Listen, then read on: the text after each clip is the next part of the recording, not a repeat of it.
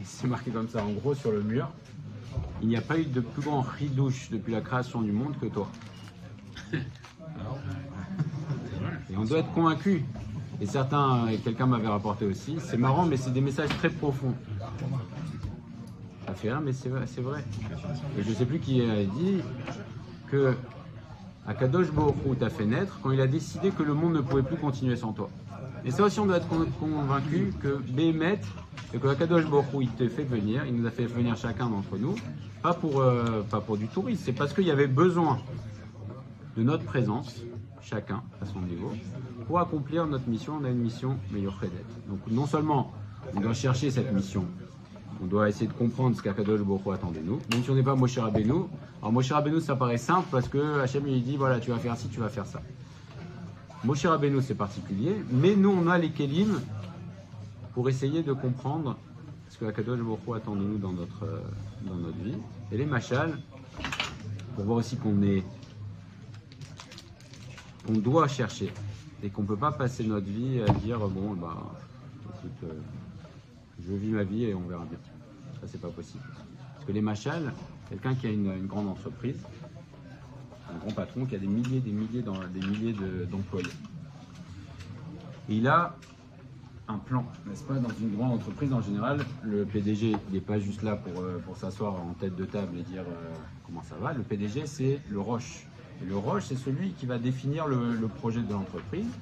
Et à partir du moment où il a ce projet, alors pour le mener à bien, même s'il y a des milliers d'employés, il va définir à chaque employé, chaque salarié, il va lui définir un tafkid, une mission particulière. Et cette mission-là, elle va s'imposer aux salariés.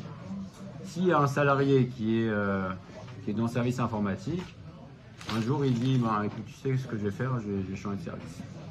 Il va, il s'assoit à côté de ses copains, il a un bon copain dans le service, par exemple, télécommunication. Il dit, bah tiens, aujourd'hui, je vais mettre dans le service télécommunication. Il s'assoit, il commence à faire de la télécommunication, comme son copain. Alors peut-être que ça va durer un jour ou deux, mais après, le PDG, il va entendre, on va lui dire, mais vous savez, monsieur Plony, qui est dans le service informatique de la société, il est passé en télécommunication. Ah oui, qu'est-ce qu'il a demandé? Ben, personne.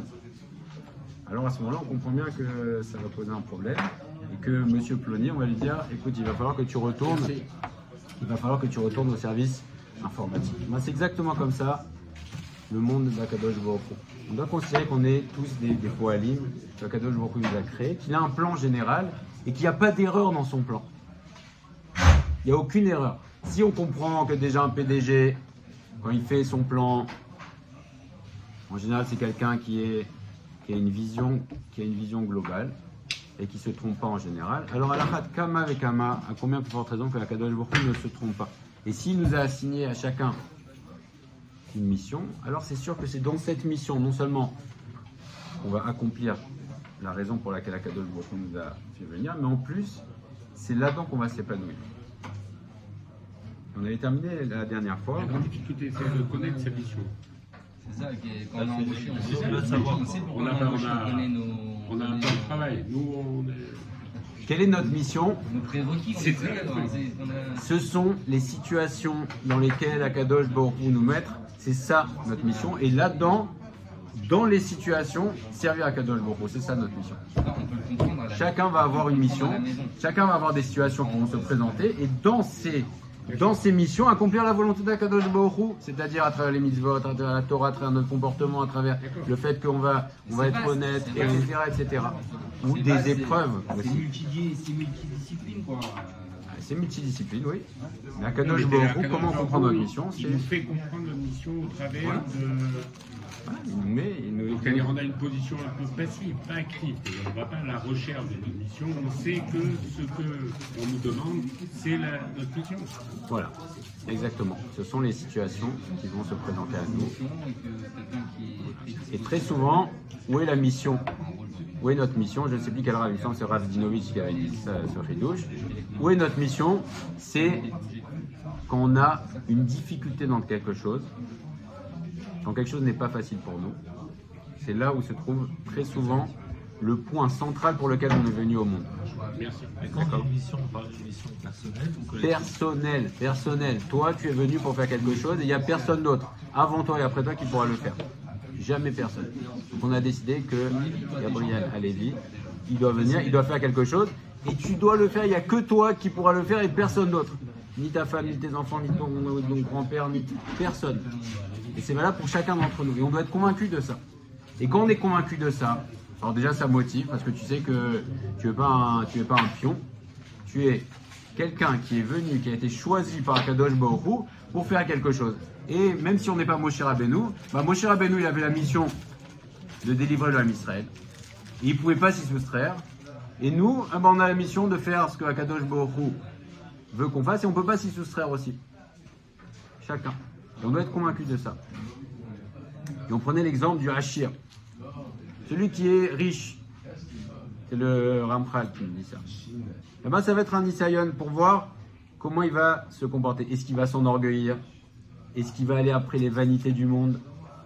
Est-ce qu'il va abandonner la avoda d'Akadosh Baruch Hu, le service d'Hachem? Ou bien non, il va rester un ave et il va au contraire refuser les vanités du monde. Et on comprend qu'une personne qui peut avoir accès aux vanités et qui les refuse parce qu'il a compris que c'était des bêtises, alors c'est un très grand mérite. C'est un plus grand mérite que quelqu'un qui n'aurait pas accès et qui aspirerait aux bêtises, ou même qui n'a pas accès et qui sait que c'est une bêtise. Mais c'est un mérite, c'est pas une mission. La mission, ça peut être par exemple quelqu'un qui va être comme Rabbi Yehuda Hanassi, par exemple. On va prendre un exemple, c'est bien des grands hommes de parler des grands hommes. Rabbi Yehuda Hanassi, c'était un homme qui était très riche, immensément riche, et quand il est parti de ce monde, il a levé les 10 doigts, il a dit à Kadosh Baruch Hu, je peux témoigner que j'ai pas profité même de la petite phalange de ce monde-ci. Et pourtant, on dit que Rabbi Yehuda Hanassi, sa maison, elle était toute l'année, elle était remplie de richesses. Alors qu'est-ce que ça signifie? Ça signifie qu'il a su mettre les choses chaque chose à sa place, même s'il était riche.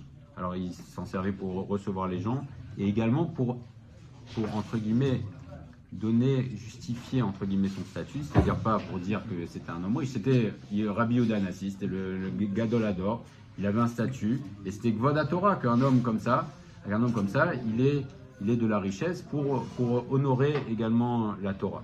Mais au-delà de ça, sa mission à Rabbi Yehuda Hanassi, même si c'était une très grande mission, c'était de montrer que même dans la richesse, même dans la plus grande opulence, alors tu peux lever les 10 doigts de la main et dire j'ai pas profité de ça. Et donc c'est un grand Kiddush Hashem. Mais chacun à notre niveau, alors effectivement, c'est quelqu'un qui va faire ça, quelqu'un qui a des moyens et qui ne va pas s'enorgueillir.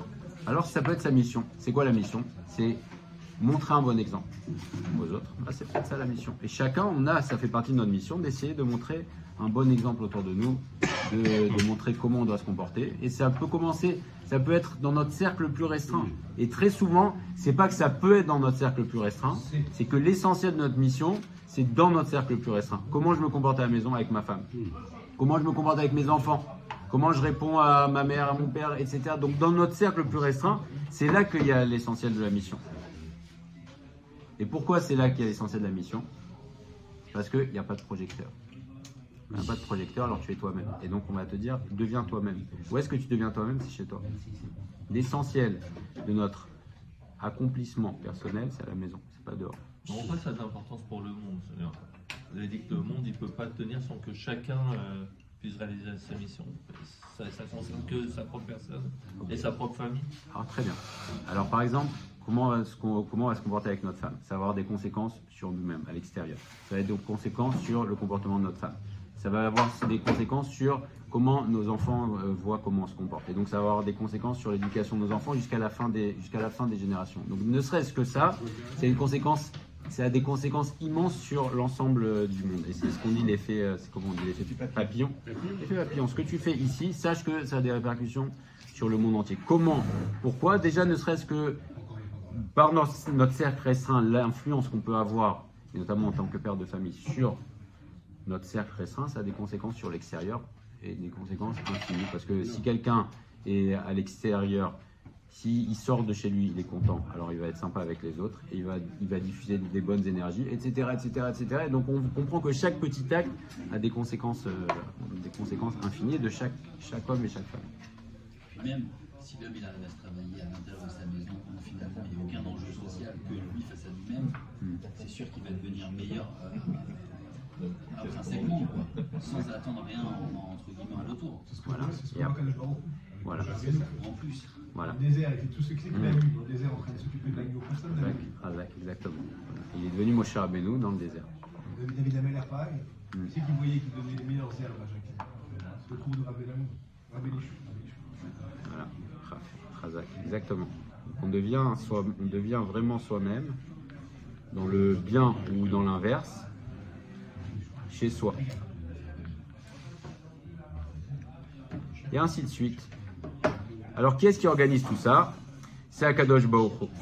Hein? C'est Akadosh Baruch Hu. C'est Akadosh Baruch Hu qui, c'est des xérotes. Ce sont des xérotes, ce sont des décrets d'Akadosh Baruch Hu. Beomek Atzata, dans sa Chorma Atsuma, Akadosh Baruch Hu donne à chacun ce qui lui convient. Il doit être convaincu, il n'y a pas d'erreur. Il n'y a pas d'erreur. Et chacun, il va avoir une partie Meyuchad, un Chelek Meyuchad, dans l'épreuve Milchemet HaYetzer. Parce que tout le but de la création du monde, Akadosh Baruch Hu a créé volontairement aussi Yetzer Hara pour nous permettre, comment? Vous affinez. Voilà, nous affiner et pour aussi réussir à supplanter chacun à son niveau de Yetzer Hara. Et c'est un Nisayon, c'est individuel et collectif. Et c'est ça, Kudato Masao Baolamazé. C'est ça notre épreuve dans ce monde. La mode Bo Kfi Machio. De tenir dans cette épreuve selon ce que je suis. Ne regarde pas ton copain, ne regarde pas une personne, selon ce que tu es. Tu dois regarder ce que tu es, ce que Akadosh Baruch Hu attend de toi. Et on va être jugé selon nos actes. Comme ce que Akadosh Baruch Hu nous a donné, Behemet, Bechol Prinota, Betachlit Agidou, qui ça va être extrêmement précis. Et Akadosh Baruch Hu aussi nous récompensera selon la manière dont on s'est comporté avec ce qu'il nous a proposé. Vine kol echad mehem mutal alav hashlamat hachelek ha'u asher nimsar lo. Chacun doit accomplir son chelek et selon ses actions dans sa mission, alors Igmeleu Ameler, le roi le récompensera. Si on reprend l'exemple du PDG, si tu t'es bien comporté, tu as fait bien ce qu'on t'a demandé, et pas en cherchant à prendre la place de l'autre ou à faire comme l'autre, alors tu seras récompensé, tu auras un bon salaire à la fin. Et ça, par contre, ce sont des choses qui nous échappent complètement. Dit le Ramchal, pourquoi celui-ci a cette place et celui-ci a cette place? Ça, c'est, nous dit le Ramchal, Ki im achochma aeliona aniskava mikol sechel. Ça, c'est complètement inaccessible. Pourquoi l'un doit faire ci et ça? Ça, c'est une Chorma Eliona qui est complètement inaccessible à l'esprit humain.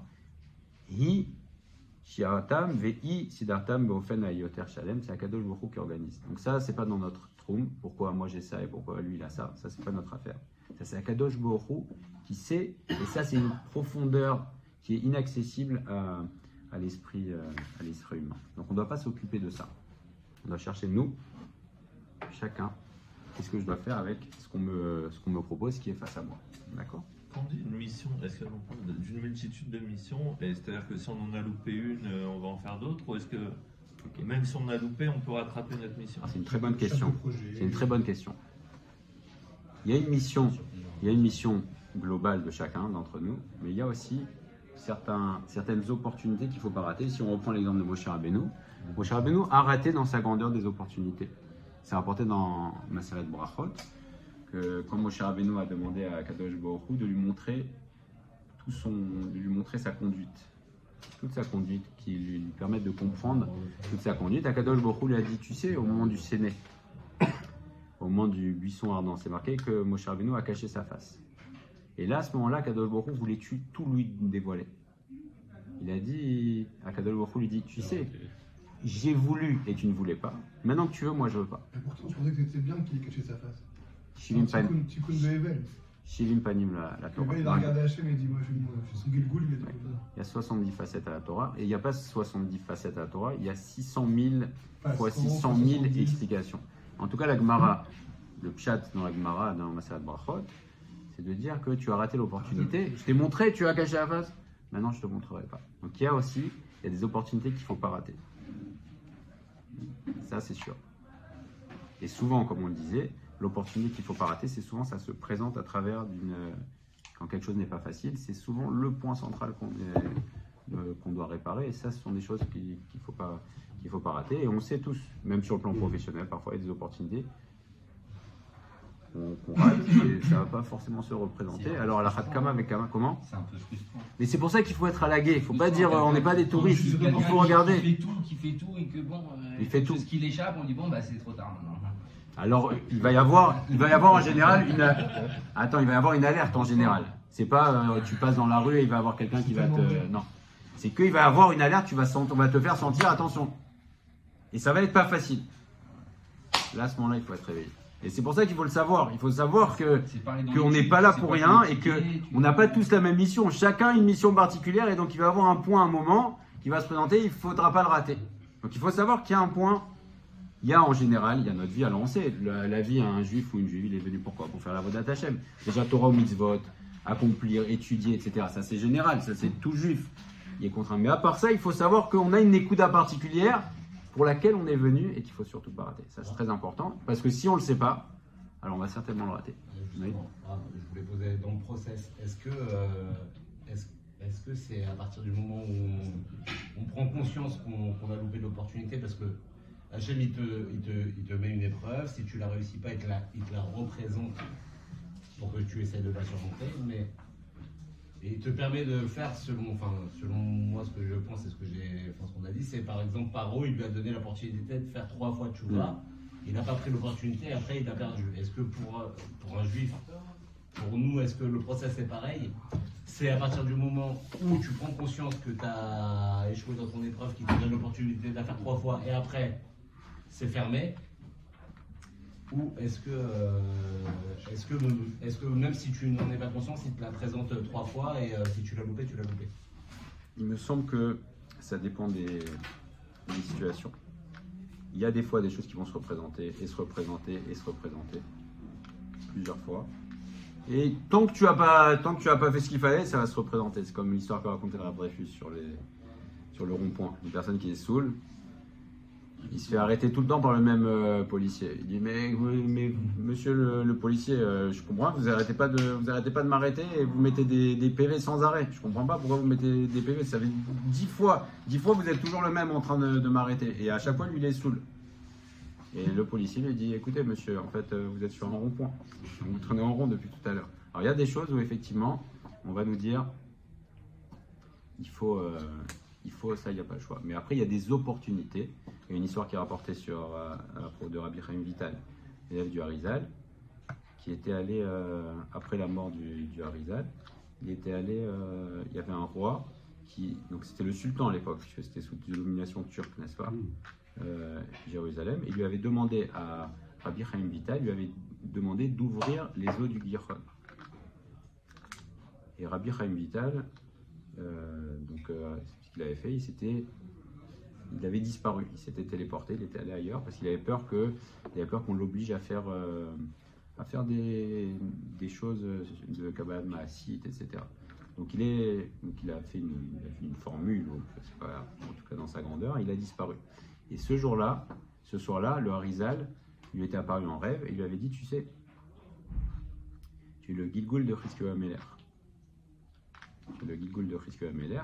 Et tu étais venu pour ça, pour rouvrir les eaux du Gihon, parce que c'était une des choses que Chizkiyahu Hamelech n'avait pas bien fait, et tu devais réparer ça.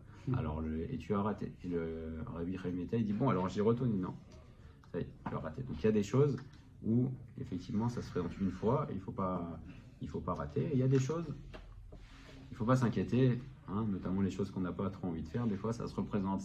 Il dit, mais je comprends pas pourquoi on me fait toujours la même remarque. C'est pas possible. Chaque personne, je me retrouve toujours face à la même situation. Ok, c'est qu'en fait, c'est ça qu'il faut que tu répares. Et tant que tu n'as pas réparé, on va te le faire passer en boucle pour que tu comprennes. Maintenant, il y a une autre dimension. À part le fait qu'il y a on va dire une prédestination. Non, c'est que Akadosh Baruch Hu a décidé que chacun on devait accomplir notre mission. Nimsa, nous dit le Ramchal, selon cette racine, les Hatzlachot dans l'Olam Hazé, donc les réussites dans ce monde-ci, et également les difficultés, seront une partie de la mission. Ça fera partie intégrante de la mission. La tzlacha, ça fera partie. On va te donner des kelim, des ustensiles pour réussir ta mission, mais également on va te donner des difficultés pour accomplir ta mission selon ce qui convient à l'homme. Mais il y a une autre cause, dit le Ramchal, et ça c'est ce qu'on va appeler la siyata d'Ishmaya. La siyata d'Ishmaya, l'aide divine. Qui n'est gazar à chofet à Elion, shemitoledet maase adam atzmo, yé a ezro mimenu idbar laquelle lo asagat shlemuto. Maintenant, on a chacun, quand on est, une mission particulière. Akadosh Baruch Hu nous donne les kelim, donc on a dit la slacha, des facilités, et aussi des difficultés. Par exemple, si quelqu'un, et ça peut être des choses qui peuvent nous paraître très simples, par exemple, quelqu'un qui doit être, sa mission dans le monde, je ne sais pas, c'est de construire des maisons. De construire des maisons pour les Bnei Israël. C'est sa mission dans le monde. Akadosh Baruch Hu, dans sa slacha, il va lui donner, par exemple, ça va être quelqu'un qui va être très fort physiquement. Alors ça fait partie des hatzlachot, de la réussite que Akadosh Baruch Hu va lui donner pour accomplir ses missions. Mais à part ça, aussi selon notre comportement, selon nos ma'asim tovim, ou l'inverse, eh bien, Akadosh Baruch Hu peut rajouter de l'aide et alléger la réalisation de la mission. Et c'est ce que dit le Teilim, Raglé Chassidav Ishmo. Akadosh Baruch Hu garde les pieds de ses serviteurs. C'est-à-dire que quand une personne va se mettre en situation où il dit je veux servir Akadosh Baruch Hu, il va faire des actes positifs, alors pour réaliser sa mission, il va avoir ce qu'on appelle Siyata d'Ishmaya. C'est ça la Siyata d'Ishmaya. C'est qu'il va accomplir, il va se mettre en situation de servir Akadosh Baruch Hu. Il veut vraiment, alors il va avoir une aide divine. Quasiment l'inverse à propos de la mission personnelle, où c'était là où c'était difficile et on s'obstinait que souvent c'était la découda à réparer. Et là on a l'impression qu'on a une aide divine dans ce qu'on doit réparer. Également. Oui. C'est incompatible. Si tu cherches quel est ton rôle dans la vie, que tu te rends compte que je sais pas, t'es quelqu'un qui te lève tard, t'arrives pas, t'as un bruit, etc. Bon, tu vas faire sur toi un effort. Et l'inverse, si j'ai des facilités à me lever tôt, c'est pas. Très bien. Alors il m'allait, c'est rapporté dans Gemara, il m'allait Akadosh Baruch Hu Ozro. Si Akadosh Baruch Hu ne nous aidait pas, ce serait impossible. D'accord? Donc une personne par exemple qui a des difficultés à se lever tôt pour la tfila. Alors ça va se représenter en permanence. Maintenant, si lui dit mais maintenant j'ai décidé, je vais faire tout mon possible, j'ai compris que c'est ça ma difficulté. Et c'est une difficulté. Et maintenant il dit à sa femme réveille-moi, il met des réveils, etc. Il va faire tous les efforts, et il va avoir Siyata d'Ishmaya. Normalement, s'il avait fait ça de manière paresseuse, il serait jamais arrivé ou ça lui aurait mis 20 ans. Mais s'il dit maintenant j'ai compris que c'est ça ma mission, c'est ça ma difficulté, c'est ça mon épreuve, il met tout en œuvre, alors il va avoir Siyata d'Ishmaya, il va voir qu'en 6 mois, il va avoir réglé le problème. Pourquoi? Parce que il a compris. C'est une difficulté, et ben il vient, et là il va avoir une Siyata d'Ishmaya. Et donc même si normalement il n'aurait pas dû réussir comme ça, alors Akadosh Baruch Hu va l'aider, et selon le niveau de la personne. Si une personne, il fait un peu, alors il va être aidé un petit peu. Si quelqu'un fait beaucoup, alors il va être aussi beaucoup aidé. Veyakel alav asagat ashlemut kalutra. Donc une personne, il peut avoir une Siyata d'Ishmaya extraordinaire. Et on peut avoir même un exemple. Par exemple, Rabbi Elazar ben Bourdaya. C'est une personne qui était loin. On sait que c'est un homme qui était tellement éloigné. Et qu'est-ce qui s'est passé? Il a compris, il a une prise de conscience. Il a demandé, il a pleuré, il a demandé à Shamaim Vaharetz, aidez-moi. Personne ne pouvait rien pour lui. Ils lui ont dit, écoute, on peut rien pour lui, pour toi. Déjà, nous, on s'en sort pas avec nous-mêmes. Alors écoute, voilà, on ne peut rien pour toi. Et là, qu'est-ce qu'il a compris? Le Sifte Chaim, il a compris qu'à Kol, Talouibi, tout dépend de moi. Il faut comprendre aussi.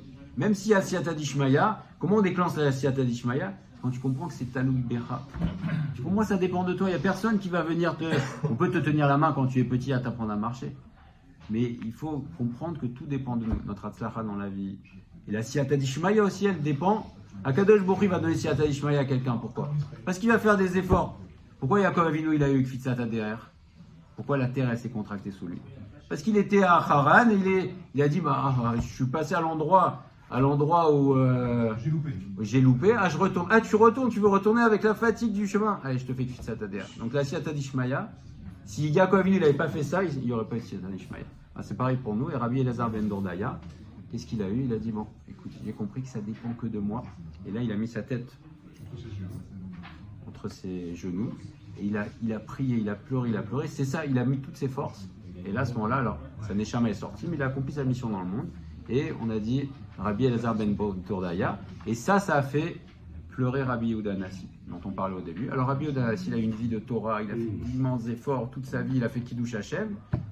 Il est passé à la postérité. Mais Rabbi Elazar ben Dordaya aussi, il est passé à la postérité. Pourtant, c'est un homme, il a fait Tchouva en énorme, il a mis toutes ses forces. Il a eu Siyata d'Ishmaïa, il est devenu aussi Rabbi. Donc, on doit comprendre qu'on a chacun une mission. C'est très important de savoir chacun et chacune.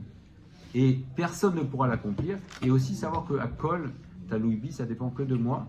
Et si je veux avoir Siyata d'Ishmaïa, alors il faut que je prenne à corps ma mission. J'accepte, je fais. Et c'est sûr qu'il y aura la Siyata d'Ishmaïa. C'est vrai comment. C'est bizarre qu'il ait pleuré justement.